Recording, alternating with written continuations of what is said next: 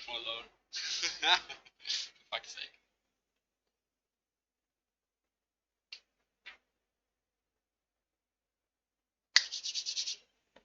Man, I finally need somebody with a webcam.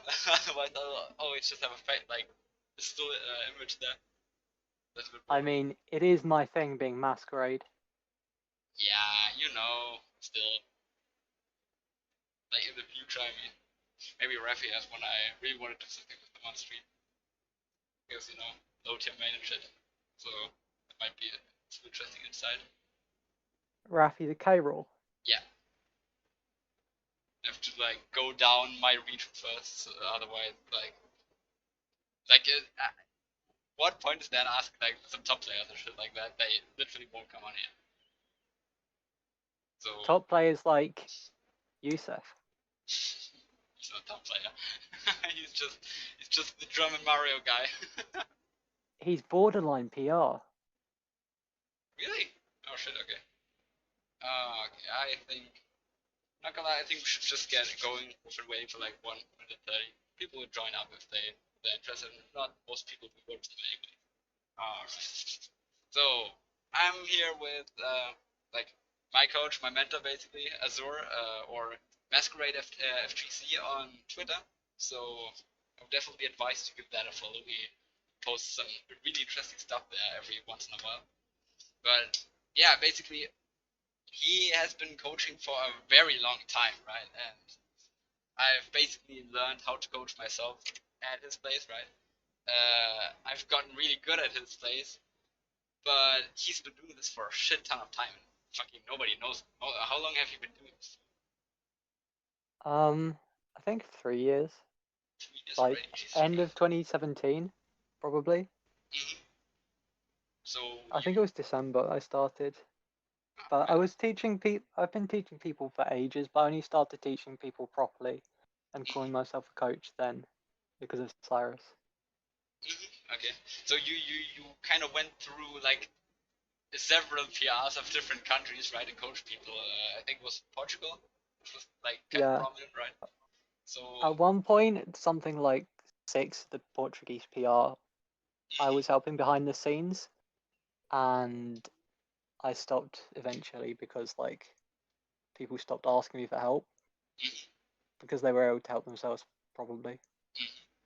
So this is kind of what you specialize in, right? Just teaching people to help themselves, right? So eventually your goal is that you don't have to teach them anymore. But that is kind of a long journey. And oh, hey Odar, hey, awesome! Thank you so much, man. I really appreciate it. Small raid coming up. So then let's just wait a bit with the actual meet until your guys join up. Otherwise, they'll miss all the fun, and then we'll get going for real. So why do you think you've been going so under the radar? Because your advice is top tier, right? Like I've what I've talked with Iril, I've talked with Ramses, etc. I've talked with American coaches, right? And like your advice is up on the top, right? Do you want to be really big, or are you kind of fine with how it is right now? I'm not really too fond of being in the limelight. Obviously, I'd prefer if I could be a top level coach and people knew who I was and things. But being famous, having celebrity is not something that I would want. It brings too many people to sort of look for any sort of mistake that you make to turn against you. It's what happens with all the top players. It's why on Twitter they're always paranoid. And something like that would be disastrous for someone with serious problems with anxiety that mean that I can't really compete properly. So you kind of just wanna do everything in peace and just do your thing, get along with it basically, and just stay in the background. Mm. All right, all right. Maybe I'll enter tournaments, but that will be it. And even then, only rarely. You can be good without being known. Yeah, of course, Or of without course. being famous. I think that's something that some people I know talk a lot about, right?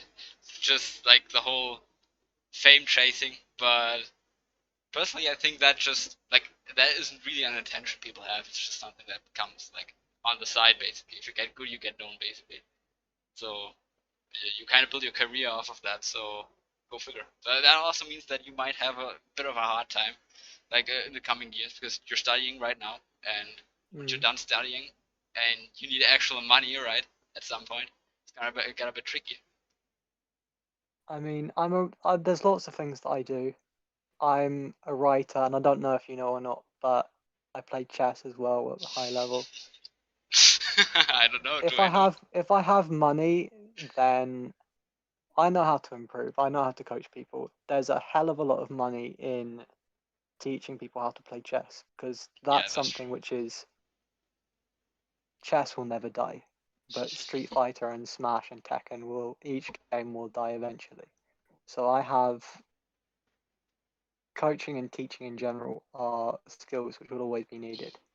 And that's something that kind of translates to everything, right? Knowing the basics helps you do everything in the future as well, right?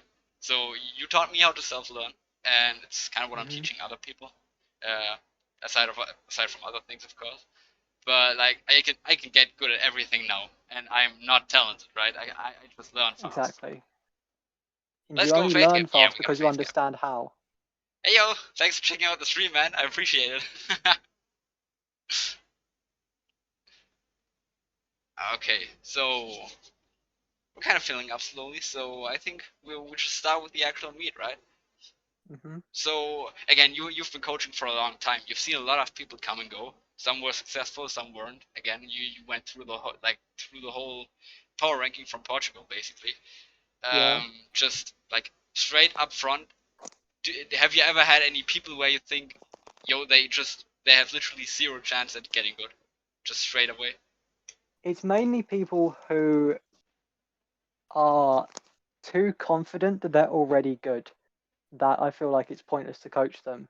Because if you have to disagree with someone in order to coach them, then at that point, they no longer want coaching, they want reassurance. And if they Yeah, want to improve, telling them that what they're doing is right is not going to make them improve, it's going to make them do the same thing. yeah, right. So if it becomes a case of if I tell this person that what they're doing is terrible, they'll improve. But if I disagree with them, they're probably going to get annoyed at me and they're not going to listen. Hmm. Then what am I supposed to do? And at that point, all I can do is choose to either help them or ask them if they want help or try and coerce them into thinking about it in a better way. Hmm. That's actually something really interesting because like so many people just go, ah shit, I'm trash at this game, I won't get good, right? But at the same time, the only thing that's holding them back is kind of their mindset and like their ego, basically. So Mm. essentially, improving is a fight against the game, against your opponent, and against your ego. So you're basically fighting on three fronts, right?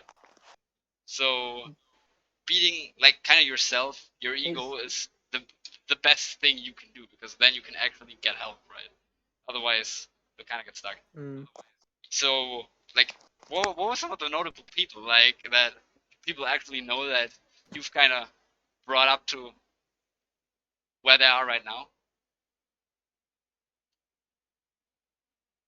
I'm sorry, 1 second. My headphones disconnected. Oh yeah, don't worry, don't worry.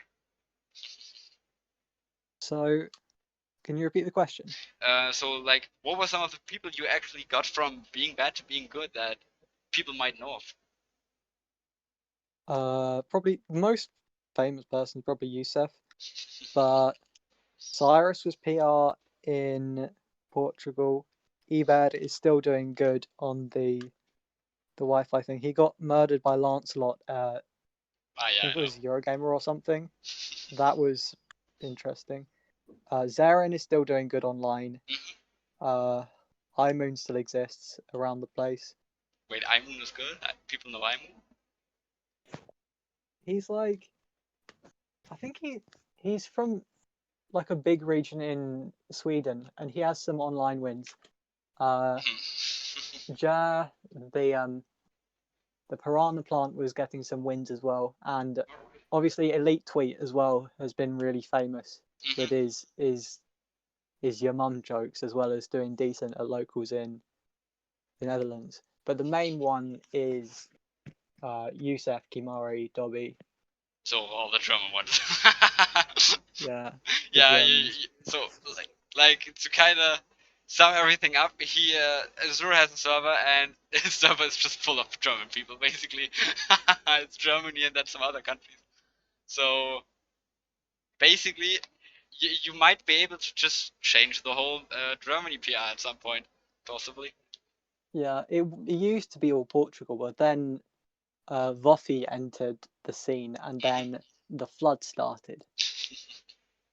So I already told people on Twitter that you've basically been you breathe fighting games, right? You've started playing Street Fighter, you know everything about Tekken, you know shit ton about Smash. You're like, since when have you been playing? Even like, since when have you been interested in actual fighting games? Well, the first time I played Smash is actually really interesting. I actually played it at a friend's house when I was like 8 or something, when Brawl just came out. My friend Alex in primary school, I think we were playing like FIFA or something, because it was like 2008, and in England, everyone who's a kid under 10 plays FIFA. It's like a rule until recently when FIFA's got rubbish. But that's beside the point. So we were playing like FIFA or something. He's like, "Oh yeah, this new game's just come out. Do you want to play it?" And Or I Smash? don't know how, but he'd unlocked Lucario somehow in like a week. He must have been doing the thing where you just SD at the start of matches to unlock characters, You can play Subspace. or maybe he was doing Subspace. I Yeah. don't know. I forgot you got Lucario but Lucario's like halfway through Subspace anyway. Yeah. But he was like he like murdered me with Lucario, and every time I hit him, he would do more damage back to me. So I was like, what? So you may or may not have realized by the fact that I play multiple games that I do not enjoy losing. So from then on, we basically only played that game, and then someone else also had the game. So there was like 3 of my friends had the game, and one of them was a Toon Link, and then we got the game, and my brother played Sonic and Snake in Brawl, and losing to Sonic. Oh, and Ice Climbers. So he played all of the cheese characters, and I got cheesed. I played Ike in Brawl for some reason, and all the cheese characters pissed me off so much that I ended up getting ridiculous, and then teaching other people how to become ridiculous. And I Okay. spent thousands and thousands and thousands of hours learning how to learn, and this is how I've ended up here. I know your fucking Smash 4 timer capped at like 9,999 hours or some Yes, bullshit like that. It's ridiculous. yes. I also had that on multiple Pokemon games as well. Ah, Jesus Christ. So you basically got good because you like were pissed because you're getting cheese so much. That's basically how it starts with everyone, though, isn't it? Okay. So this is like what people can already gain from this losing is good for you. Losing in dumb ways is so good. Because if you lose really stupidly, Mm, you won't lose again to that bullshit, right? Like cheese is yeah. something that works like once or twice. Basically like glorified gimmicks. So now you know about that. Now you won't lose to that thing again if you actually figure it out. Bro, you So you play Link, man. You can't even talk about cheese on Wi-Fi, man. I think my brother has never played another Smash game since like 2010. Jesus. Bec- I think exclusively because I learned how to platform camp ice climbers, and he would always have it set to Battlefield. He didn't know that FD existed. We would always have it on Battlefield. So he would always try and chain grab me because he went and learned the chain grabs from YouTube or something. I don't know where. I actually don't know how he learned it because he never went on training mode. And I learned that you can space nair and you can go on the platform and he can't do anything. And as soon as you separate them, they're helpless. So you And literally just kept because of that, I just won. And so that's why I ended up playing Snake and Sonic, Okay. because Jesus platform Christ. camping Snake is not a good idea. Yeah, that up tilt, man. Have you seen like chat? Have you seen the fucking brawl up tilt snake hitbox? It's Yes, I ridiculous. It played covers an against it. entire fucking platform. Yes, it was really dumb. And he had the mine as well, so you couldn't Yeah, even. right. Oh, it was so dumb. It's like you Oh, had I don't know how C4. that character was allowed. He could also, in Brawl, if you up tilted someone under a platform, it still had the melee physics where you would slide off the platform if you got hit and your shield pushback pushed you off the ledge. It wasn't like sticky ledges like Smash 4. So someone like Olimar or Snake, if they hit your shield with a safe move, you would slide off the platform and they get a free follow up. Mm-hmm. That was really dumb. He could up tilt you and then punish you for him hitting your shield. Oh man. And there's like nothing you could do about it except power shield it or jump at the right time. So someone from chat just said that they wish they played back then. They'd be better. So like a lot of Brawl veterans are like still performing really well, right? Look at Salem, for example. Like, why do you think that Brawl was such a good game in terms of like learning actual fundamentals? Because like it was slow paced, right? And people are still around for a reason. So why do you think that might be the case? I think the main reason why Brawl players were much better than the recent players and that had a much better time learning isn't necessarily because it was slow. It was because every button was super laggy and shield was ridiculous. You had to either space things at absolute max distance or you could be shield grabbed or punished out of shield. Mm-hmm. And also basically everything, including like most jabs, were negative on hit. Most fast moves were super laggy, super punishable. Mm-hmm. Movement was really bad. Tripping. So all of you had to visualize the spacing much more than in Smash 4. You had to look at the distance. When you space things, you don't tend to like memorize the spacing. You look at the distance between your characters and you remember the distance. Mm-hmm. So in Brawl, jumping was risky unless you were Meta Knight or someone. Walking was the only way to really move around, apart from dash made you trip, which was risky. But the biggest thing was that buttons were horrendous. If you pressed anything, it was laggy, and you could punish it from about a third of the stage away with a dash grab or something. But nothing had combos. Is a bigger problem because you couldn't punish anyone for anything. So it led to there being a million neutral interactions and so many tiny micro situations. Like, did someone do a dash shield and then run back? Maybe I can abuse that with a dash attack. But if they shield that, then that's punishable by about 20% or 30%. Mm. All of the overshoots were super risky, but movement was also super risky. So it led to a ton of interactions. And because there was so much interaction, the neutral was so much more important. And advantage in general was really weak unless they were off stage, because your moves were all negative on hit or did like 3% or had no advantage, no combos. It generally had no hit stun, so you just reset back to neutral and reset back to neutral and reset back to neutral. And damage as well just was so important because people couldn't kill. Mm-hmm. Yeah, I think that's something really interesting, especially for the newer players who have like never touched Brawl, because Brawl was my first Smash game too, but I was like so young that I didn't know about competitive. But like, well, neither did I. I was like 8. Yeah, of course. Anyway. But like, you had someone who knew how to chain grab, right? I literally was just playing with my friends and like made custom maps and played soccer or some bullshit like that. But like, you've been playing for ages, so like to kind of summarize it. So yeah, that's a source pick. So like you have a lot of experience on your belt, and again, you went through a lot of people. So you already said that people with egos have a hard time just learning, getting coached, etc. So what do you think is the best mentality you should have, like from your experience, when you actually want to improve fast, when you actually want to be efficient? I think Socrates is the man you want to listen to in this case. He said, I know nothing. And the reason why he thought that he was clever and that everyone thought that he was a philosopher and that he was the most intelligent man in Athens was that he knew nothing. And knowing nothing doesn't mean something anti-intellectual. It's more, you think with an empty mind. You don't assume that you're right ever. you always assume that something can potentially be a better solution. Hmm. And that's how scientists also like to think these days. So you want It's to. about describing observations rather than having an objective before you think about something. It's basically a neutral view on things, right? You just look at them, Yes. take them as you get them, and then go off of that, right?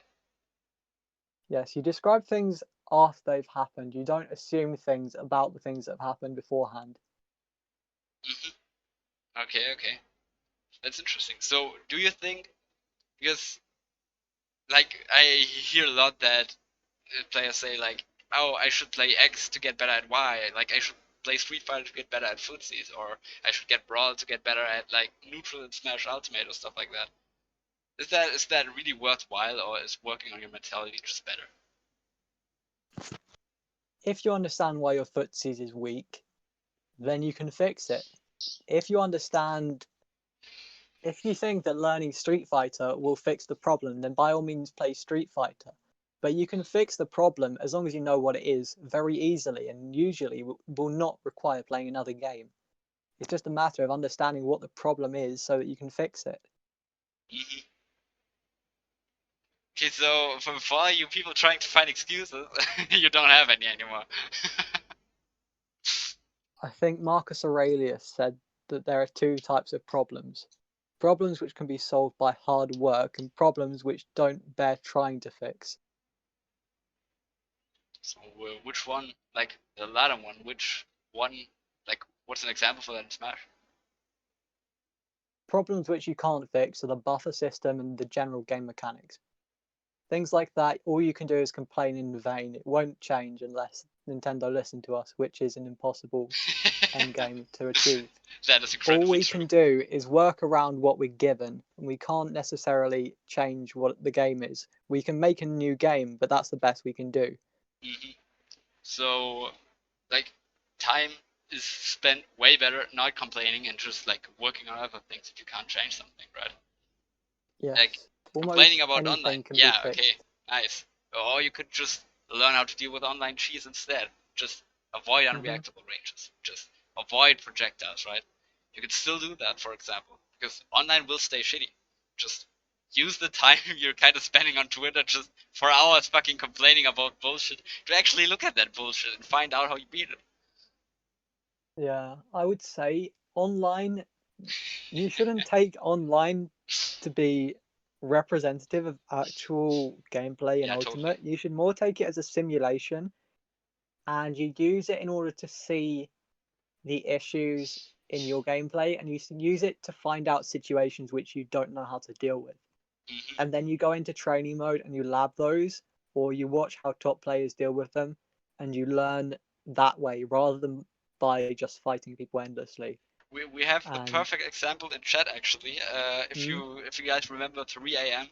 The American League player from, yeah, exactly, he's just talking right now, from yeah, he's basically PR'd in America, and he got good just solely off of online basically, until he at some point in Smash 4, was it, or was it Ultimate, actually started going to tournaments, and he immediately started like, he had a head start at it basically, and just due to using online well. And he himself said on stream basically that you can totally use online to get good, but it's not representative at all, as Sura said as well. this is what Pelly said to me in like 2016 when I was over his house.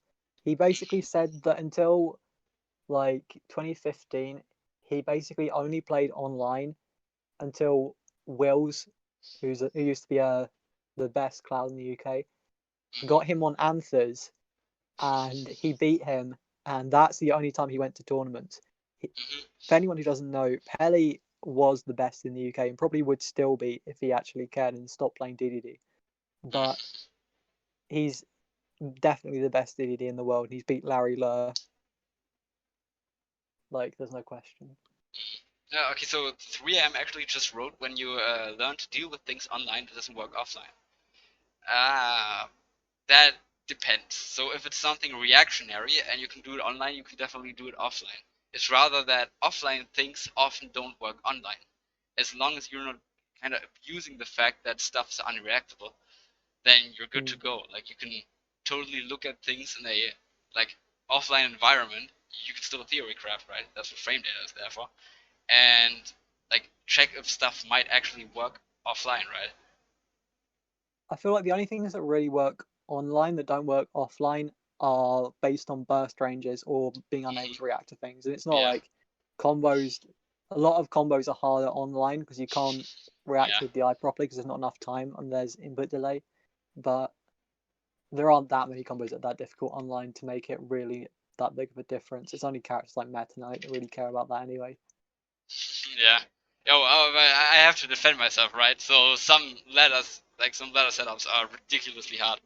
Like the Yeah, Forbidden especially Reset. online. Wait, yeah, especially online, right? By the way, I just posted Azur's Twitter in the chat. Check it out. Do it. Thank Give you. him a follow. I can post it like every now and then if other people join in.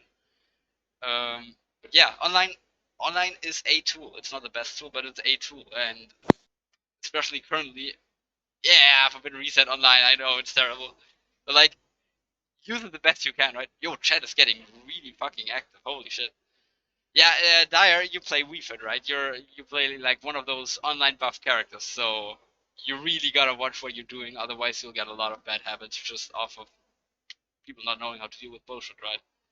I think the biggest problem with playing Wii Fit online is that reacting to the ledge camping is extremely difficult, Mm-hmm. which tends to condition people to play around the ledge, which is entirely anti-fundamental because with every other character, you want to avoid the ledge at all costs and you want to Exactly. maintain center, which leads to very non-standard gameplay. And when you try to play offline, people can then react to the ledge camping and Yeah. can deal with it with stuff like down tilts hitting the ledge, anything that's been labbed against it, using platforms and then reacting.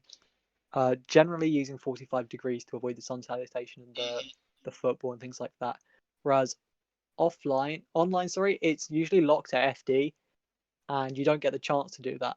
Which just Mm-hmm. promotes this style, which is significantly worse offline and doesn't necessarily teach you the way that top players will play the character or will play any character just because it's stronger offline online. Sorry, I keep on saying it backwards. I don't know what's wrong with me. I'm supposed to be an English major and I can't speak.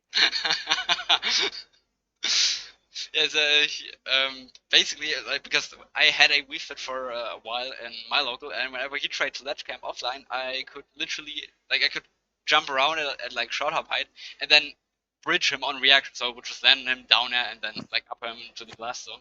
But when I played against Dyer, who is from East Coast America, with the input lag, I literally couldn't react to bullshit, right? But okay, so the thing is, I personally think that players who have never played offline but only play online to practice for offline events, that they can kind of get lost in just online stuff, right? Because they don't really have a way to kind of look at the other side, right? Look at offline play Mm. where you can't get away with certain stuff.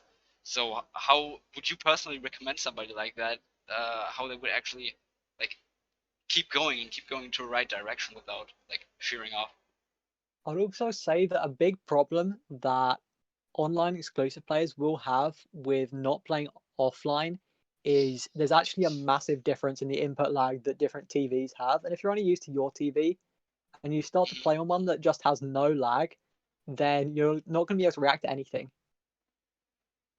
And you have to get used to playing on different TVs offline. You have to get used to playing like against different styles and stuff offline because the difference in terms of reaction is actually It's huge. gigantic. Yeah, it's In crazy. there's so many different situations where you feel like, especially parrying, the difference between online and offline is insane. Offline, you have to hold the button for like a million years and release it just before it hits. And online, you tap it like when they're about 10 feet above your head, Hmm. and the difference is absurd. You Yeah, wouldn't it's even crazy. notice it. You wouldn't you wouldn't predict that it would be so big unless you play both of them. Yeah, But it's crazy. I would say that the best way to prepare for offline, if you haven't got any access to offline, which obviously we don't because of the virus, Yeah, is we test things shouldn't in have. training mode or get people to test it. Like if you've got siblings, get them to lab it with you. You can introduce them to the game as well if you want. But like use training mode, use the training mod and things, and see what works and what you can react to offline. You can also make notes on how to deal with things. I have something like 800 pages worth of documents, and I'm not kidding with this. This is not even a slight exaggeration. It's probably more, but I'm not looking at it right now because I'm on Discord. But if you make notes on how to deal with characters and use the training mod and things, seeing what's the best way, what are alternatives and things, and write that down for like make notes for each character. If those notes are offline safe and they've been tested in the training mod, then you should be confident in the understanding that they're going to work offline. But if you're only doing it for online, you're only like testing things online against online opponents with the input lag, then how are you going to know that it works like against people who are able to shield frame 1? We got we got 8 viewers, man. Thanks so much for checking out the stream, guys. Really appreciate it. And you're drawing in the people as well. Let's just like wait, where's your that is just I'm gonna just link it again. That's their Twitter. Check it out. He posts some really good stuff there every now and then. So 3am just wrote that he has seen some Wi-Fi warriors murder good players, like online or offline. So that's interesting. I would say the biggest example of that ever would be YB at Prime Saga. Okay. Because he had never played an offline tournament before, and he came to Prime Saga and he beat Esam. Who else did he beat? He murdered Chag. I know who's the Mexican one. Chag actually got really shafted that tournament. He had Quick and YB, and he didn't know who either of them were, and he got destroyed. Who else did YB beat? I know he lost to Leo, and was it Larry? But he beat so many good people, and he had never played an offline tournament before that. But I think it doesn't necessarily matter so much for Samus because they're not really an execution. They're very reaction based, and that's pretty buffed if you play very reactionary. But it's like YB doesn't even play like a Wi-Fi Samus though. He just plays. It's so hard to say, but like I don't know. The Japanese style in general is pretty buffed offline because they're very, very patient and they don't press a lot of buttons, which is something which is very buffed online. Being aggressive is much harder to react to online because you haven't got enough time to parry things. You haven't got enough time to move out the way of things, which benefits poking immensely and nerfs with punishing. So someone like YB who's very patient and uses movement a lot, he'll be much stronger offline despite the fact that he plays online a ton. And the same with people like Quick or people like Mars. Yeah. But I don't know. There are people who play exclusively online and who have beaten people offline. But fundamentals will always transfer. It's not a matter of this person. It's not like your skill grows in one thing and not the other. Yeah, but of course. Some things are stronger online and some are stronger offline. I don't know. So when we're already at that topic, like, what are some pitfalls players or you've seen players fall into, especially those that you coach, because everybody plateaus at some point, and there are some general things that happen to like 90% of players. So what are the ones to look out for in your opinion? Right, the biggest pitfall in this game is jumping from disadvantage. Every single one of the people on quick play does it. It's to the point where I literally just wait for them to do it now because I've seen it so many times. And if they don't do it, then I'm shocked. So every time someone is knocked off stage, I'll put in the corner. When I say the corner, you have to imagine that the center of the stage is where you want to be. And about a third of the stage from there is anywhere past that is the corner. So you have 3 sections. You have the corner, the center, and then the other corner. And you want to be in the center as much as possible and push them to the corner as much as possible.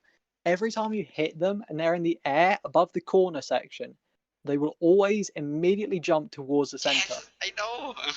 And it's universal, and it's the mark of someone who has no idea how to play disadvantage. Yeah. Like, as a rule of thumb, your double jump is what keeps you alive, right? If you lose your Yes. double jump and your player is competent, you die. You never see MKs burn their jump like that. Every fucking MK jumps out of disadvantage. Every single Yes, one. Even Bonk, even even you. Bonk and Yay always jump out of disadvantage. It's ridiculous. It's a You drug should bomb at the use. night player. You should probably use down air instead, like to regain your control. Up air is actually faster. It has Oh, a is few it? more. I'm thinking of brawl. Never mind. Yeah. Up air has a bit better FAF. Dire Blue uses soccer ball. We fit.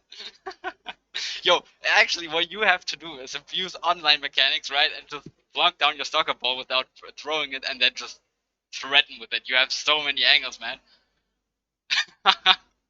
Anyway, one way which is probably good to think about it, like in chess, you have different values of different pieces, material values they're called. So you have the queen is worth 9, but each pawn is only worth 1. But you have a million pawns, you only have 1 queen. Mhm. The rooks are worth 5.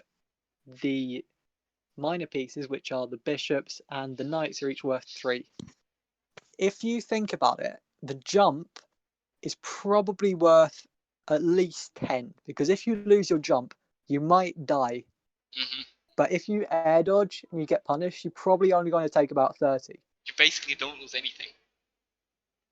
Yeah, Except for but some air dodge damage is to some much easier position. to punish. Yeah, of But course, but like, jump, you die. Like, exactly. exactly. Just think of Cloud, right? Cloud jumps out of disadvantage, gets back aired, tries to up B, gets spiked, bam, that's it. He doesn't slap ledge, so he won't recover, right? It's Yeah. just that. The other thing that people tend to do is they'll immediately press a button and try and land on top of you with it. Mhm. And that's especially weak. Yeah, And totally. it's especially even more weak when they double jump and then do it. Because then you're giving up 2 of your options instead of 1. In disadvantage, which is when you're above the opponent in a sort of juggle state, you have 3 main options. And every moment that you're not picking one, it counts as doing nothing. So I suppose 4 options. Mhm. So you have attack, you have jump, and you have air dodge, and then you have do nothing. And every frame that you're not doing one of them, you're doing nothing. Exactly. So you can drift meanwhile, obviously. So what Zachary likes to do is he'll drift forwards, and then you try to hit him, and he drifts back at the last second. You miss, and then he whiff punishes you, and he gets center. And Glutony has started doing it as well, and it's really, really effective. What Budget Cloud on Full Glory will do is he will jump towards center with a down air. Yeah. And you, the space because of land in the online, it's ground. obviously hard to hit him out of the down air from the side. Mhm. But it used to be much worse in Smash 4. But what you do instead, you just sit below him, wait for it, whiff punishes landing, and then he's got Yeah. no jump left. He can't attack because he hasn't got the frame data to attack at disadvantage. Like, not anymore because you've already punished it and your horizontal with him. And then you throw him off stage. He's got no Yeah. jump. He has to upbeat, and you just hit the upbeat. And this Exactly. whole sequence you can map out without needing to play against it, just by understanding that these are the options which are available. And planning out your advantage like this is very powerful. It's almost a flowchart because you don't need to think about it anymore because it's just a checkmate.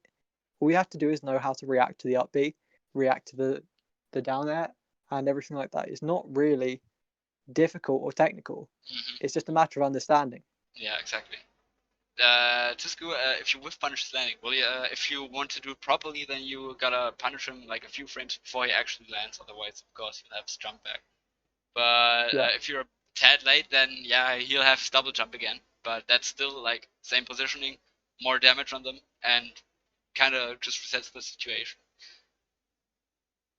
Exactly. Something that you can do is you can do strings which leave them a couple of frames to jump, but you can still catch their jump.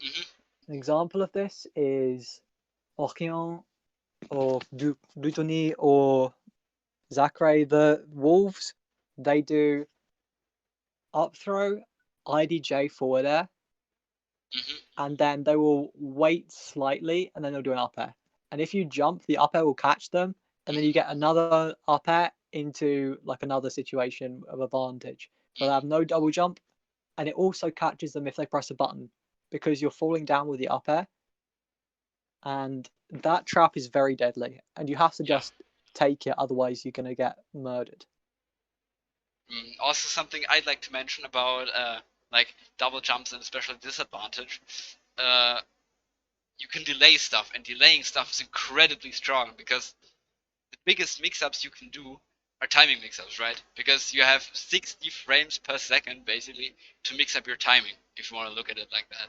So basically every frame you make your opponent guess whether you'll do something or not. It's basically another layer on top of your 3 options you usually have, on top of your jump, air dodge, or attack, right? And you can do that a frame later, you can do that 2 frames later, 3 frames later, and your opponent has to kind of respond to every few frames differently, right? So giving yourself time and giving your opponent time to actually get scared basically is incredibly strong, and players don't do it at all. You Oftentimes, also, and this is, I wish this was more commonly known, but it takes roughly 13 frames for the average human to react to anything, plus a good 6 or 7 input delay frames, and then plus online another 6 or 7 to 11 frames. it's about So 24 we're frames. looking at between 20, 25, and 30 frames of input delay between reacting and something happening. Half a second, by the way. Yeah. That's a lot of time. Which actually just makes Zachary's method of getting out disadvantage drastically easy, because there's no way you're reacting to the drift. Yeah. So something a lot of players have a problem with is they try to focus on not getting hit. Where you want to get, you just want to get out of disadvantage. You want to get to neutral again, right? And even if people know that, that's when they often get like a bit hasty, a bit scared, right?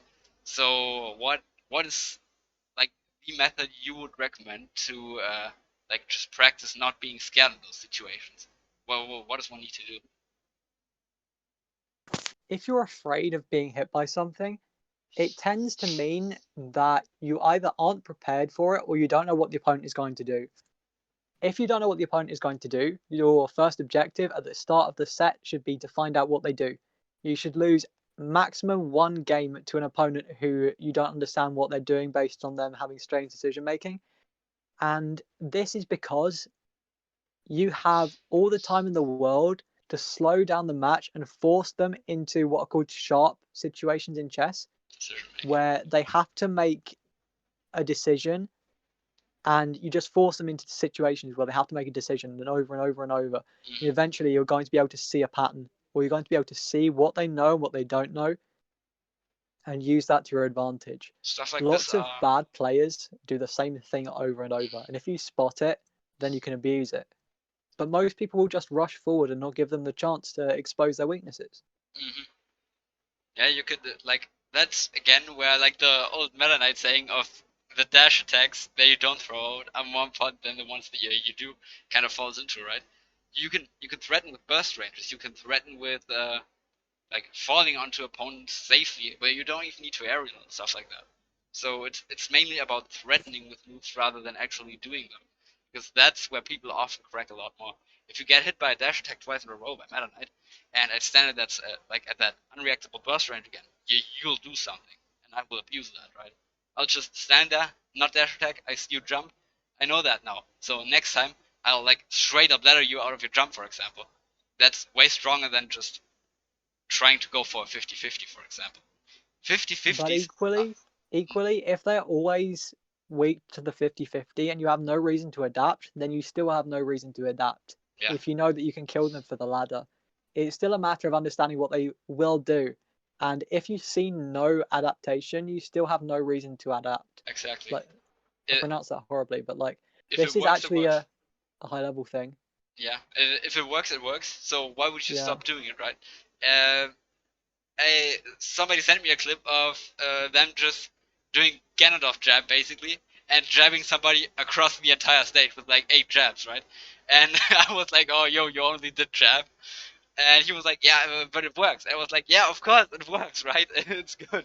It was still only jabs and looked stupid as shit, but it works. So why would he stop doing it? This is the favorite of our friend Justin Wong of Yeah, the Evo moment. Was it 37 clip yeah. where He parried the whole Chun-Li super. yes, Yeah, that was ridiculous, that's man. the one. He was the Chun-Li. But what Justin is known for is not doing the super in almost any situation. Mm-hmm. He will normally, or at least now, I don't know about before that, maybe this is why he's like this.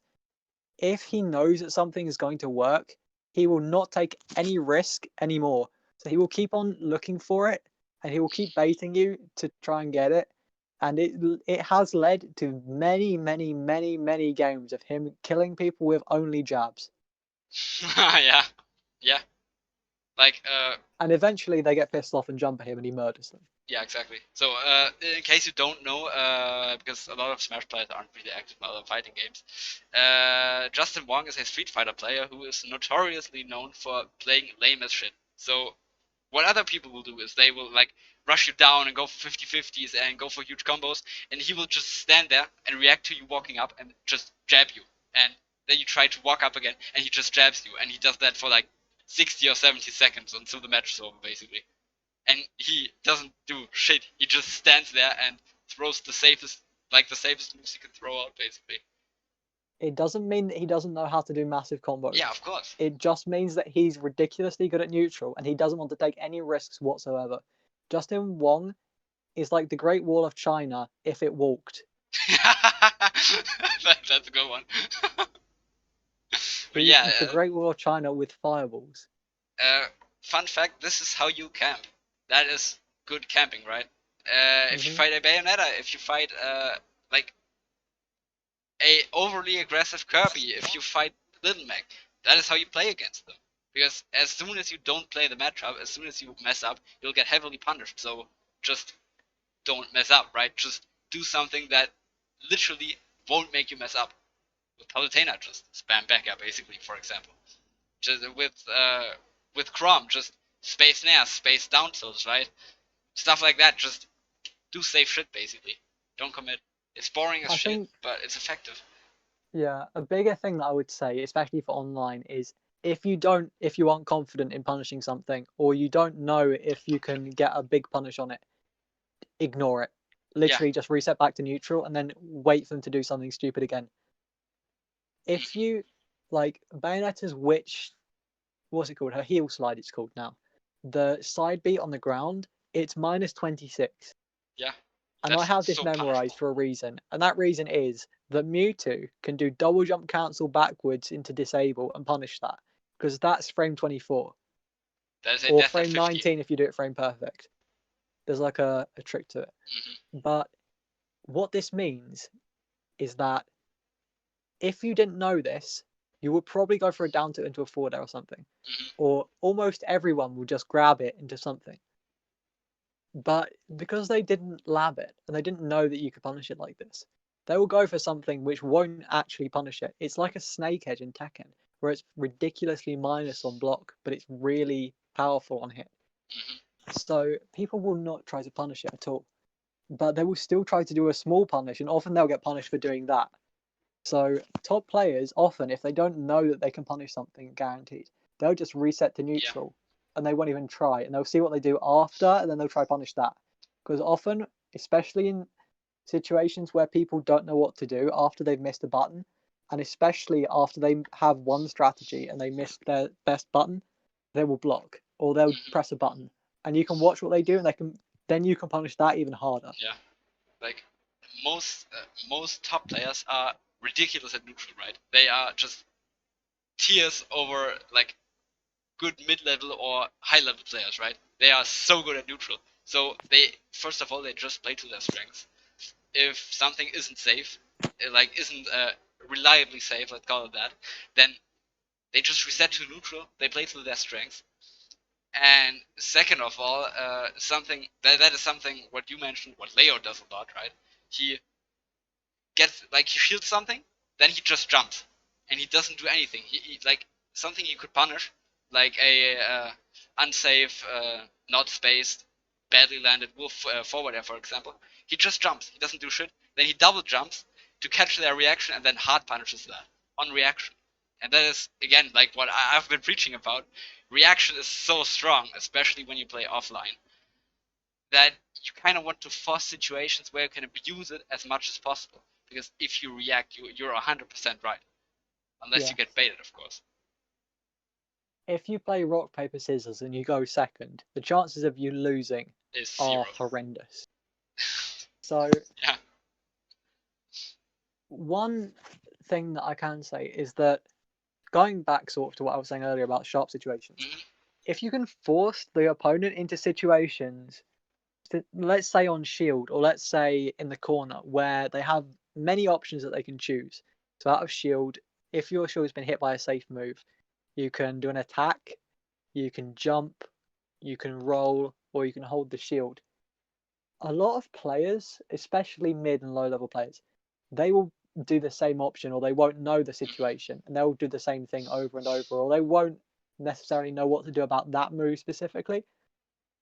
And if you have superior knowledge, say you now know that these are the four main options that they'll choose, and they probably won't spot dodge or something if you've hit their shield with a space back at, let's say. So we know these are the options. If they don't, they're likely to use fewer options. And if they use fewer options, we can narrow down what those options are, and then we can abuse that. It basically becomes a 50-50. It but becomes what's called a solid situation. Because you now got control of the situation, right? Mm-hmm. So again, like reaction. Position yourself so you can react to their roll, so you can react to their button, and just punish it. Easy. They can roll, they can do a button, they can spot it or whatever, depending on the situation. You can cover all of these, so it's not a 50-50. It's like a 80-20 basically, your favor. Yes, I will give this maxim, and this is even if you aren't controlling stage, if the opponent is sacrificing stage, then you may as well control it. And this goes for players who are pressing 50-50 type buttons, where they're doing dash attacks and dash grabs, where they're trying to do jump aerials out of shield, where they're trying to do up Bs out of shield. If you roll behind them, or you just block and let them throw away their control, then you may as well have had stage control the whole time, because you will from that moment. And they're not abusing the stage control as soon as they're throwing away their control. Again, which is very, very common.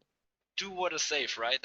And if something incredibly ridiculous, but like if snake edges are safe, if something really strong but really punishable, usually is safe against an opponent, you can abuse it. It's one of the reasons why you have a lot of players that dash attack into the corner. I did this, right? Dash attacking into the corner is horrendous. You cross them up, you have zero stage, you're in lag, they shielded your stuff, or they even jumped over it. You're now basically getting ledge trapped or getting corner pressured.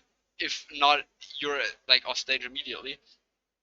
Simply because players don't know how to deal with it, right? But if I, like in retrospect, I now know that this is bad. I won't do it against good players.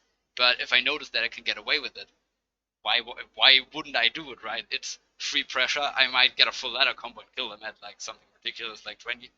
And if I miss it, who cares? I'll just cape back to stage or like do anything because they won't hit me anyways. And that is again, I'm doing something stupid, but it's incredibly safe. I'm still doing the Justin Wong, even though I'm basically dragon punching as whip punish, right? Sun Tzu says in The Art of War that you can be confident in your attack if you only attack places which are undefended. And this is basically the same here, because if they have no idea how to defend against something because their defense is weak and they haven't studied the situation and they don't understand how the cross up in the corner works, then they're never going to defend against it, and they're probably going to try and grab or press a button, which means that you'll get a cross up and you'll get a back throw and throw them off stage. Of course, you could get a better reward and you could take less risks. But if it's a mix-up that will work and that will get them off stage and that will kill them, then it doesn't necessarily mean that it's a wrong option. Yeah. The right option is not necessarily the best option at Mhm. all times. And the right option is usually the most obvious. Mhm.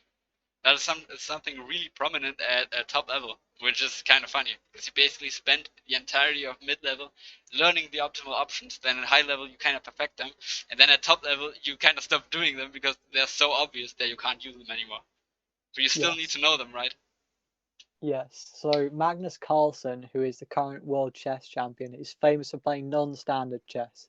So one example of this is in the Italian, you have a bishop which goes across the entire board, and it's like many different openings end with a bishop looking across the entire board.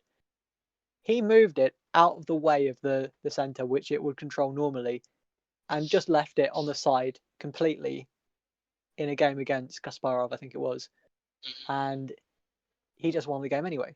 He just completely neglected Yeah. the theory of the opening and won anyway because the opponent had no idea what he was doing. Yeah. And he's famous for playing non-standard chess like this. Mhm. And it is a value which is supremely valuable in all forms of top level play. Knowledge is power, and the knowledge about the knowledge of your opponent is even more powerful, basically. If you know that they know what you're trying to do, you're one step ahead of them, basically. If I know that they are looking for my panic rolls, I won't panic roll. I'll just drop shield and catch the F smash. Or you could do something to bait their reaction, like you could crouch, Or which that. kind of looks like you're gonna do some sort of roll. You could spot dodge, but that's I, like I can dimensional too cape in big place. brain that people won't think of that. I saw a Twitter clip of a Meta Knight just spamming spot dodge. Their downtown, I think it is, where they like spin in their cape and dimensional cape like over and over again for 3 minutes against a Bayonetta, and they kind of just stood there and were like, oh okay. And then at some point he did the dimensional cape slash and killed them. Oh, That was that's ridiculous. clever. The thing that people Void did in Smash 4 was again was it I don't remember what major he won in Smash 4, but he won one of them and everyone went crazy. But what he did to win it was usually when you do needles to bouncing fish, uh they look for the needle animation to air dodge on reaction because it's like hella slow.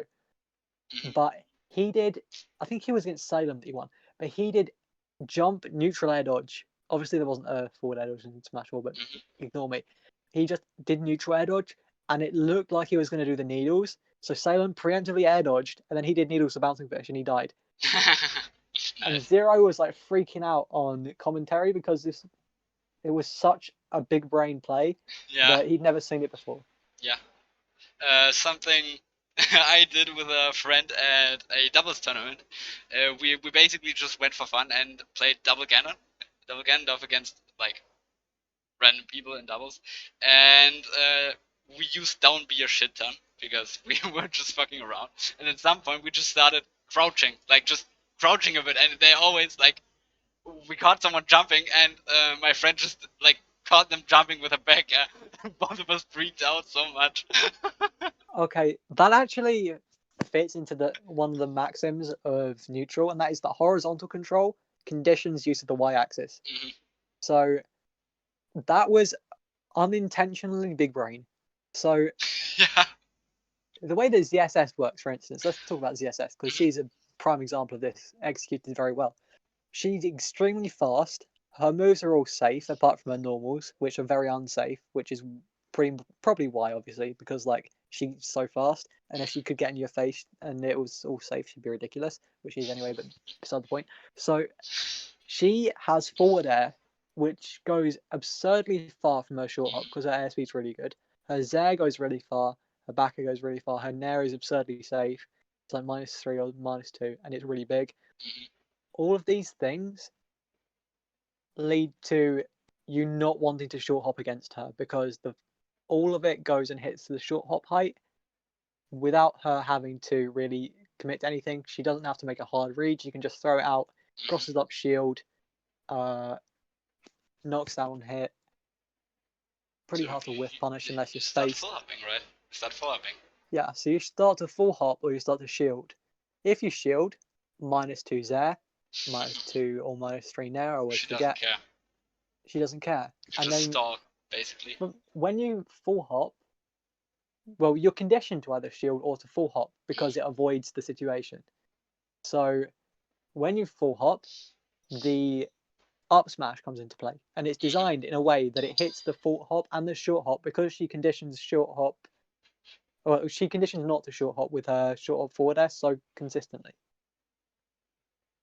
and then she gets the combo off of the full hop conditioning, or she gets pressure off of the shield conditioning. It's a big loop, and I think that if people thought about the game more instead of just pressing buttons, then they would understand this, and it wouldn't be so novel when I say it.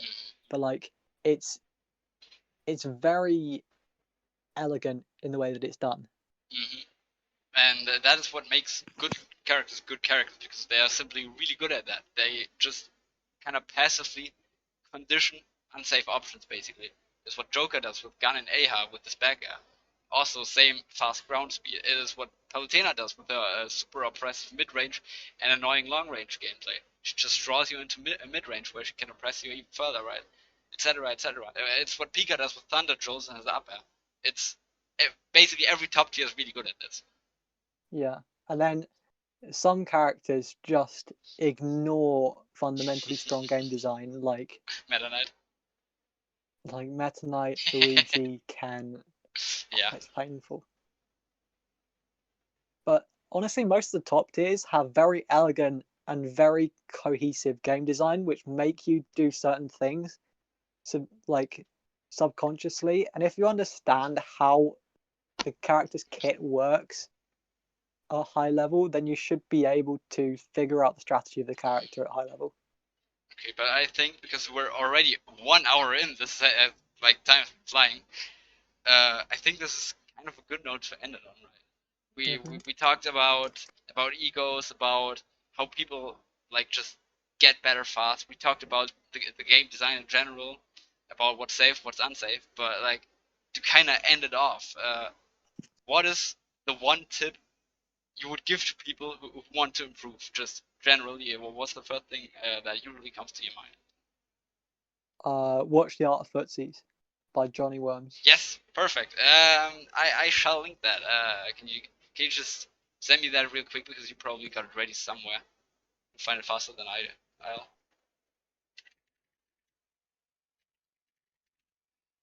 That like footsies. I did a stream on that. I did a very outdated stream. I have to do over. But that is something that is so incredibly important because it breaks down footsies so well. Or neutral rather. Sorry. And like neutral is the most important just stage of the game, if you want to call it that, simply because it leads to disadvantage, leads to advantage. So it's basically a must play, right? Unless you're playing Ken. So here's the video. So just send it to me. Look at it. Ask him for help. You have his Discord just right up there. Ask me for help. I can teach it to you just as well. This is the one thing where, like, if you learn footsies, that is basically the point where you start actually understanding the game. This is where you will actually understand fighting games. So I wouldn't even limit this to fighting games. This applies to all disciplines of fighting and yeah, even some things outside fighting. yeah, totally. I play a lot of Dark Souls just for fun, and since I know since I started learning footsies, I've been fucking destroying people in that game. It's hilarious. You can fucking do it everywhere. I've been playing the battle royale mode in Dragalia Lost hmm with Christy, and I've been consistently getting top 2 in the arenas, mostly because the dragons, whoever dragons second in the deathmatch wins by default. But I've been consistently getting second in that because of being able to bait skills and being able to avoid skills and push people into bad situations. And just because of understanding footsies, I'm able to farm like 8 times as efficiently because I know that I can keep winning the deathmatch. Yeah. All right. So footsies, they're important, and again, like you got both of us, you got other coaches, you got YouTube, and they're not hard to understand. So this is the perfect note to end this on. I want to thank you so much for actually coming on the stream. This was really insightful, especially because we haven't had somebody with like your point of view aside of me, but like I'm still relatively fresh out of the egg, right? I'm still relatively inexperienced, so having somebody who's been around like since Brawl is basically a blessing. So thank you so much, and thanks to all the viewers for checking out the stream. We were consistently like 6, 7, 8 viewers. That's amazing. I haven't had that many for a long time. So thank you so much. I hope you learned something from this, and be sure to check out next week's podcast where I'll be having somebody really interesting on. But more on that on Twitter. Follow me on Twitter, by the way. And until then, see ya, guys.